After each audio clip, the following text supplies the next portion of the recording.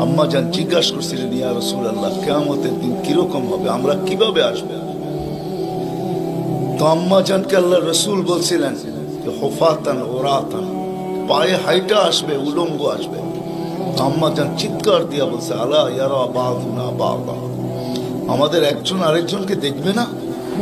আল্লাহ রসুল আম্মা জানের কোলে শোয়া ছিলেন, উঠা বসছেন, চেহারা রং পরিবর্তন হয়ে গেছে, আর বলছে, আয়েশা ইয়াউমুন আসির, আয়েশা বড় কঠিন দিন। তো দুটা চিত্র তুলে ধরছেন আম্মার সামনে, বলছে, আয়েশা কিরকম কঠিন শুনবা? কাআন্নী আনদুরু মুসা মুতালাফফিফুন বিউমুদিল আরশ ওয়া ইয়াকুলু রাব্বি লা আসআলুকা আল-ইয়াওমা উম্মি ওয়া লা আসআলুকা আল-ইয়াওমা উখতি আসআলুকা নাফসি নাফসি নাফসি নাফসি। বলছে, আয়েশা এরকম কঠিন দিন আমি দেখতেছি যেন মুসা আলাইহিস সালাম আরশের খুঁটি ধরে চিৎকার দিতেছে আর বলতেছে, আল্লাহ আজকের দিনে মাকে চাই না, বোনকে চাই না, চাই আমাকে বাঁচান, আমাকে বাঁচান।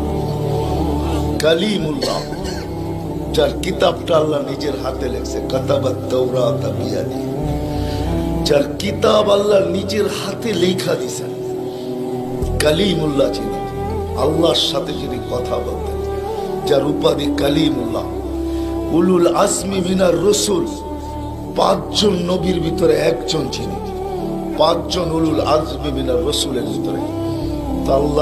আল্লাহ রসুল বলছে, আয়েশা আরেকটু দৃশ্য বলবো তোমাকে? তো বলছে, ইয়া রাসূলুল্লাহ বলেন। বলছে, ওয়াজিআ বিজাহান্নাম, জাহান্নামকে যখন আনা হবে 70,000 শিকল লাগানো হবে, প্রত্যেকটা করার সাথে 70,000 ফেরেশতা ধরবে, তারপরও জাহান্নাম ছুটবে সব ফেরেশতাদের হাতের থেকে ছুটা, নিচে কিয়ামতের দিন মাঠের দিকে যখন ভাগতে থাকবে, তো জিবরিল আলাইহিস সালাম আল্লাহর পাশে থাকবে, চিৎকার দিয়া বসা পড়বে আর বলবে, রব্বি সাল্লিম সাল্লিম, রব আমাকে বাঁচান, আমাকে বাঁচান। ওই দিন শুধু একজন ব্যক্তিত্ব, আপনার আমার রসূল মুহাম্মদুর রাসূলুল্লাহ সাল্লাল্লাহু আলাইহি ওয়াসাল্লাম শুধু উম্মতি উম্মতি বলে চিৎকার দিবে। আল্লাহ এটাই জবাব দিতেছেন, আনতা তাকুল উম্মতি, আমি জানি আপনি উম্মতি বলে চিৎকার দিবেন, কেন এখানে শুধু ব্যথা উম্মতের, আর কোনো ব্যথা নেই, কোনো ব্যথা নাই, শুধু ব্যথা উম্মতের ব্যথা। এমন এক ব্যথা দিলের ভিতরে ছিল, তো বলছে আপনি উম্মতি বলে চিৎকার দিবেন, আমি বলবো রহমতি রহমতি, 99 রহমত রাখা আছে, সালতো তা, ওই দিন আপনি চাবেন আমি দিব, শাফি তুশাফা, আপনি সুপারিশ করবেন আমি মঞ্জুর করব। আরেক রিওয়ায়াতে আল্লাহ বন্ধুকে সান্ত্বনা দিয়েছেন, বন্ধু আনা মালিকি ইয়াউমিদ্দিন আনতা সাহিবা ইয়াউমিদ্দিন, আমি কিয়ামতের মালিক বটে কিন্তু বাদশা কিন্তু আপনি, আমি মালিক কিন্তু বাদশা আপনি। ব্যথা ছিল, ব্যথা।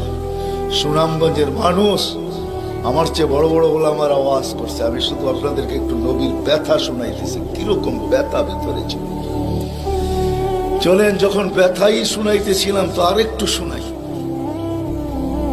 প্রথম সিংহায় ফুতে সব ধ্বংস হয়ে যাবে, এটাকে নফখাতুল উলা বলে, কিয়ামত যেটাকে বলে। দ্বিতীয়টাকে নফখাতুন নুশুর বলে, দ্বিতীয় সিংহা ফুতে সব আবার জন্ম হবে, সব পয়দা হবে। কিন্তু এর আগে মৌত সবার হয়ে যাবে, মালাকুল মৌতেরও মৌত হবে, এটাও সত্য, হাদিসে আছে। আমি অতদূর টানতে চাইতেছি না। সর্বশেষ যখন মালাকুল মৌত থাকবে, আল্লাহ জিজ্ঞেস করবে, মাম বাকিয়া ইয়া মালাকুল মৌত, কে বাকি? তো বলবে, লা মা বাকিয়া আহাদ ইল্লা আনা ওয়া আনতাল হাইয়ুল লাযী লা তামুত। আকাশ জমিন আরশের নিচে কোথাও কোনো সৃষ্টি বাকি নাই, শুধু আমি একা বাকি আর আপনি। আল্লাহ জিজ্ঞাসা করবে, আইনা আনতা, তুমি কোথায়?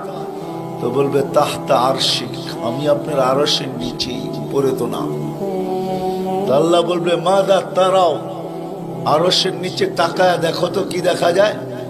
তো উনি লেখা দেখবে, আজকেও আছে, ওই দিনও উনি দেখবেন, ইন্নী কাতাবতুল মাউত আলা মান তাহতা আরশি, আমার আরশের নিচে যে আছে তাকে মরতেই হবে। আল্লাযী হাই চিরঞ্জীব ফাহুয়া ফাওকা আরশি, সে আমার আরশের উপরে বিরাজমান। তো বলবে আল্লাহ এই লেখা আছে এখানে। তা আল্লাহ বলবে ফাতামুত আনতা, এবার তোমার পালা। ফাইন্নাকা তাহতা আরশি, তুমি আমার আরশের নিচে। ওয়া ইন্নী কাতাবতুল মাউত আলা মান তাহতা আরশি, আর আমার আরশের নিচে যে আছে তাকে মরতেই হবে। সায়ুলকি আলাইহি সাকারাতাল মাউত, আল্লাহ ওনার উপরে মৃত্যুর যাতনা ঢালবেন। আজকে যদিও উনি মৃত্যু সম্বন্ধে কিঞ্চিত ধারণাও রাখেন না, আমার বিশ্বাস উনি মৌত কি জিনিস জানেন না, এটাই তো সত্য। কি যাতনা বিষে বুঝিবে সে কিসে, কবু আসি বিষে ডংসিনি জানে। সাপের বিষ তো ওই বোঝে যাকে সাপে দংশন করছে। উনি তো নিয়ে যায় শুধু আমাদেরকে, হুকুম হয় অপারেশন সাকসেস করে না, নিয়ে যান। এমনকি প্লেনের ভিতরে উনি অপারেশন চালান, ঠিক না? মানুষ প্লেনও মরে ইদানি, আগেও মরছে। উনি নিয়ে যান, উনি মৃত্যু সম্বন্ধে কিঞ্চিত ধারণা রাখেন না। তো যখন আল্লাহর ওনার উপরে সাকরাতুল মউত, সায়ুলকি আলাইহি সাকরাতুল মউত, মৃত্যুর যাতনা আল্লাহ ঢালবেন, তো ওই দিন উনি চিৎকার দিবে, চিৎকার। কিরকম চিৎকার? বলবে বিইজ্জতিকা ওয়া জালালিক, তোর ইজ্জত আর জালালের কসম, ওয়া উলুবি মাকানিক, তোর উচ্চতার কসম মালিক। লাউ আলিমতু সাকরাতাল মউত, মৃত্যু সম্বন্ধে যদি আমার কিঞ্চিত ধারণা থাকতো, মা কাবাস্তু আরওয়াহাল মুমিনিন, কোন মুমিন মুসলমানকে আমি এত কষ্ট দিয়ে নিয়ে আসতাম, এত কষ্ট। কিন্তু বহুত ওনার হবে, উনিও মুখ থুবড়ায় পড়বেন। দ্বিতীয় নফখার আগে আল্লাহ 4 জনকে পয়দা করবেন, জিবরিল, মিকাইল, ইসরাফিল, মালাকুল মউতকে। কিন্তু পয়দা করতে দেরি, জিবরিল আলাইহিস সালাম কানতে দেরি করবেন না। 3 জন জিজ্ঞাসা করবে কান্নার কারণ, বলে ইদান ইউমার ইসরাফিল, এখনই হুকুম করা হবে ইসরাফিলকে নফখাতুন নুশুরের জন্য, আর আমাকে হুকুম করা হইবে আল্লাহর বন্ধুকে মাকামে মাহমুদে নিয়ে আসার জন্য। কিন্তু আমি আমার মৃত্যুর পরে ভুলে গেছি উনার কবর কোথায়। তো 3 জন বলবে সহজ সমাধান, ফাসআলিল আরদা, তুমি জমিনকে জিজ্ঞাসা করো। তো জিবরিল আলাইহিস সালাম জমিনকে জিজ্ঞাসা করবে আইনা কবরা হাবিবার রহমান, আল্লাহর বন্ধুর রওজা কোথায়? তো জমিন উত্তর দিবে কদ দাক্কানি আল্লাহু দাক্কা ফানাসিত, প্রথম সিংহায় ফুতে আল্লাহ আমাকে এরকম ধুনা ধুনছে, এরকম ছানা ছানছে। ছানা বোঝেন? ধুনা বোঝেন? এরকম ধুনা ধুনছে, ফানাসিত, আমিও ভুলে গেছি কোথায় রাখছি। এটা মাঝে মাঝে আমাদের সাথেও ঘটে।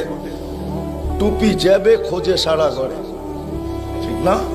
সারা ঘর মাথায় উঠে ফেলে, হঠাৎ পকেটে হাত দিয়া দেখে টুপি আর জিব্বাটা কামড় দিয়ে বেরিয়ে চলে যায়, ঠিক না? নাহলে তো ঘরালার আবার এর মাথা খারাপ করবে, ঠিক না? আমাদেরও ঘটে, জমিনও ভুলে যাবে। ওই দিন আল্লাহ রসুলের কবর থেকে নূর বাহির হবে, নূর নূর নূর নূর, হাত্তা ইয়াসাদ আরশার রহমান, আল্লাহর আরশ পর্যন্ত পৌঁছবে। আজকে বাহির হয় না, আজকে বাহির হলে দুনিয়া দুনিয়া থাকবে না, শেষ। আজকে সুযোগ নাই, ওই দিন বাহির হবে। জিবরিল আলাইহিস সালামকে হুকুম করা হবে নিয়ে আসো মাকামে মাহমুদে, নিয়ে আস, যাবে। পরেরটা হইল সুনামগঞ্জের মানুষ বুঝার, যদি ভিতরে দিল থাকে তাহলে বুঝবেন, নাহলে বুঝবেন না। উনি যাবে, পর মারবে পর, আর বলবে তুমি হাবিব আর রহমান, আল্লাহর বন্ধু ওঠেন। তো আল্লাহর রসুল উঠবে, হাদিসের শব্দ ওয়াহুয়া ইয়াকুম ওয়া ইয়াবকি ওয়া ইয়াকুল, উঠবে কিন্তু কানতে কানতে উঠবে, আর বলতে বলতে উঠবে জিবরিল আইনা উম্মতি আইনা উম্মতি আইনা উম্মতি আইনা উম্মতি, আমার উম্মত কোথায়? আওয়াসালা শাফির জাহান্নাম, আমার উম্মত কি আমাকে ফাঁকি দিয়া পুলসিরাতের কিনারে চলে গেছে? তারপরে জিবরিল তুমি আমাকে উঠাইতে আসছো? তো জিবরিল কসম খাবে বিইজ্জতিল্লাহি ওয়া জালালি মা শাক্কাল আরদ আহাদুন ইল্লা আনতা, আপনি ব্যতীত কেউ ওঠে নাই, উম্মত কোত্থেকে উঠবে? আপনি শান্ত হন, শান্ত, সান্ত্বনা দিবে, উঠবে, মাকামে মাহমুদে যাবে। কসম খোদার, ব্যথা আমি শুনাইতেছি আপনাদের, উঠবে, যাবে। কিন্তু মাকামে মাহমুদে বসবে না, শুধু ডাইন হাতটা রাইখা দিয়া দাঁড়ায় থাকবে। আল্লাহ জিজ্ঞাসা করবে, বন্ধু বসেন না? বলছে, না বসবো না। দাঁড়ায় আছেন কেন, হাত রাখছেন কেন? বলে, মালিক এই জন্য হাত রাইখা দাঁড়ায় আছি, এটা আমি মালিক। কিন্তু তাইলে বসেন না কেন? বলে, বসবো না। বলছে, কারণ কি কারণে বসবেন না? বলে, আমাকে বসায়া দিতে চান তাই না? আমি যদি বসি তো আমার উম্মতের জন্য ছুটবে কে, ভাগবে কে, কাঁদবে কে? কে হাউজে কাউসারে যাবে? কে উম্মতের ঠোঁটে লাগায়া পেলা পান করায়া দিবে, পানি পান করায়া দিবে? কে মিজানের পাশে দৌড়াবে?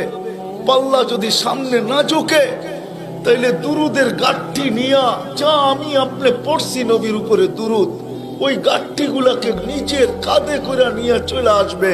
প্রত্যেকের নামেরটা ইমাম কর্তুবী রহমতুল্লাহ আলাইহি লেখছেন, কিতাব মোতালা করেন, ওই গাঠি নিয়ে আসবে, নিজে উঠায়া নিয়ে আসবে, উঠায়া। এই জন্যই বলছে আমার উপরে দুরুদ বেশি বেশি পড়ো। ডেলি পড়ো না তো জুমার দিন পড়ো, আকসিরু আলাইহিস সালাহ ইয়াউমাল জুমআ। জুমার দিন বেশি বেশি আমার উপরে দুরুদ পড়ো, তোমাদের দুরুদ গাঠটির ভিতরে রাখা থাকবে। গাঠটি কিয়ামতের দিন যদি পাল্লা না ঝুঁকে, তো আমি পিঠে করে উঠায়া পাল্লায় দিয়া ঝুঁকায়া দিব, ঝুঁকায়া। আবার মিজানের পাল্লায় পুলসিরাতের ওইখানে দৌড়াবে। বলছে, কে দৌড়াবে উম্মতের জন্য? যে কিয়ামতের মাঠে ব্যথা নিয়ে উঠবে, ব্যথা, ব্যথা নিয়ে উঠবে, ব্যথা। হায় হায়, যে মৃত্যু লগ্ন ব্যথা নিয়ে গেছেন, ব্যথা। কোনো ব্যথা না, কোনো ব্যথা না, নয় ফ্যামিলির ব্যথা না, হাসান হোসাইনের ব্যথা না, আলী ফাতেমার ব্যথা না, যে হাসান হোসাইন কলিজার টুকরা ছিল, টুকরা। সুনামগঞ্জের মানুষ বুঝবেন কি বুঝবেন না জানি না, দুই ভাই আসছে আল্লাহ রসুলের কাছে, আয়েশা বলছে, নানা জান আপনি উত্তম না আমরা দুই ভাই উত্তম? সাইয়্যিদুল আউয়ালিন ওয়াল আখিরিন কে জিজ্ঞাসা করে, যার সুবাদে সমগ্র জগৎ তৈরি, যার রহমতের ছোঁয়ায় সব অস্তিত্ব পাইছে, আমিও আপনাও সমস্ত সৃষ্টি, আরে সমস্ত নবী রসুল যার রহমতের ছোঁয়ায় অস্তিত্ব পাইছে, তাকে নাতিদয় জিজ্ঞাসা করতেছে, নানা জান আপনি উত্তম না আমরা দুই ভাই? আল্লাহ রসুল সাদা সিধা জবাব দিচ্ছেন, আমি উত্তম, খায়রুল বাশার, আমি উত্তম। দুই ভাই হাসা দিছে। আল্লাহ রসুল জিজ্ঞাসা করছে, হাসলা কেন? নানা জান জবাব হয় নাই। মানি আমরা দুই ভাই উত্তম। প্রমাণ? আপনার আব্বা, আমাদের আব্বাজানকে চিনেন? তো বলছে, বলো তোমাদের আব্বাজান কে? আলিউল মুর্তাজার পুরা মানাকে পরিচয়। আমি সিলেটও বলে আসছি, আমার বড় আফসোস লাগে, বাংলাদেশে হাজারো ওয়াজ হয় সারা বছর, কিন্তু আজ পর্যন্ত একটা ওয়াজের ব্যানার পাইলাম না যে শানে সাহাবা, শানে সিদ্দিক, শানে আবু বকর, শানে ওমর, শানে উসমান। বহুত কম ব্যানার পাই শানে রিসালাত, আল্লাহ রসুলের শান। চিনি না বিদায়, রাগ হেন না, আজকে চিনি না বিদায়। প্রত্যন্ত অঞ্চল সুনামগঞ্জের সাথে আজকে যোগাযোগ বড় ভালো, আপনাদের হাইওয়ে বড় সুন্দর, গাড়ি বড় স্পিরিটে চলে, কিন্তু একটা দিন ছিল এখানে যোগাযোগ বড় দুর্গম ছিল। বাতিল এই সুযোগগুলোকে ব্যবহার করছে। প্রত্যন্ত অঞ্চলের মানুষ নবী জানে না কাকে বলে, রসুল চিনে না কাকে বলে। আপনারা তো শহরের মানুষ, হায় হায়, আপনাদের এই সুনামগঞ্জ পাওয়া যাবে বহুত মানুষ নবীর নামও বলতে পারবে না। রাগ হেন না, রাগ হেন না, পায়ে হাত রাখে। বিদায় বাতিল এটাকে সুযোগ হিসাবে ব্যবহার করে। নবীকে যখন চিনে না, তো ভুল নবীর 2 নম্বর 22 নম্বর নবীর মালা তাদের গলায় পড়ায় দেয়। কাদিয়ানি বানাইতে সুবিধা এই জন্য। নবীর পরিচয় যদি আমাদের বাচ্চা বাচ্চা জানতো, নারী পুরুষ জানতো, আমাদের স্কুল কলেজের ছেলেরা জানতো যে আমাদের নবী কে, তার প্রয়োজন কতটুকু, তার মর্তবা কত বড়, তাইলে কেউ এরকম দাওয়াত নিয়ে যাইতে দেরি, জুতার বাড়ি খেয়ে ফিরতে দেরি হতো। মুখ খোলার সুযোগ ছিল না আমার। আমার বড় আফসোস লাগে, দিলে ব্যথা লাগে, ব্যথা যে বাংলাদেশে হাজারো লক্ষ ওয়াজ হয়, জানি না হুজুররা দেখছে কিনা জানি না, শানে সাহাবার কোনো ওয়াজ নেই, শানে আলী, শানে ওমর, শালিয়া, হায় হায় কথা মনে উঠছে, এই জন্য বলেই ফেলি আজকে। আলী রাদিয়াল্লাহু তাআলা আনহু বসা আল্লাহ রসুলের কাছে, দুইজনই বসা, আর কেউ নাই। আমি আপনাদের কিতাবের হাওয়ালা দিব, কিতাব দিব।